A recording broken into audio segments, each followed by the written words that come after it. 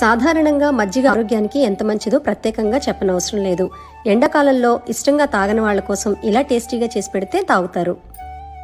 కొద్దిగా అల్లం ముక్క, పచ్చిమిర్చి, ఉల్లిపాయ ముక్కలు వేసి ఇలా కచ్చాపచ్చాగా దంచేసి ఇంట్లోనే తోడుపెట్టుకున్న పెరుగు కుండలో వేసి కవ్వంతో చిలికి నీళ్లు పోసుకొని పలుచున మజ్జిగలాగా చేసుకోవాలి. మజ్జిగ ఎప్పుడూ పలుచుగానే ఉండాలండి. పలుచుగా అయినప్పటికీ మజ్జిగ కమ్మగా ఉండాలంటే కాస్త పెరుగు మీద మేగడ వేసుకుని చిలికితే సరిపోతుంది. ఈ మజ్జిగలో మనం రోట్లో దంచిపెట్టుకున్న అల్లం, పచ్చిమిర్చి, ఉల్లిపాయ ముద్ద, సన్నగా తరిగిన కరివేపాకు, కొత్తిమీర, పుదీనా, మీ రుచికి తగ్గ ఉప్పు, కాస్త వేయించిన జీలకర్ర పొడి, ఒక నిమ్మకాయ రసం పిండుకొని అంతా ఒకసారి కలిపేసి మూత పెట్టి ఒక్క అరగంట పక్కన పెట్టాలి.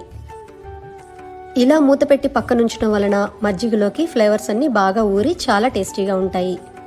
బయట బళ్ల మీద లస్సీలో విపరీతమైన షుగరు మరియు ఐస్ కలుపుతారు. ప్యాక్డ్ బటర్ మిల్క్ మరియు లస్సీలలో పులవకుండగా ప్రిజర్వేటివ్స్ కలుపుతారు, జాగ్రత్త.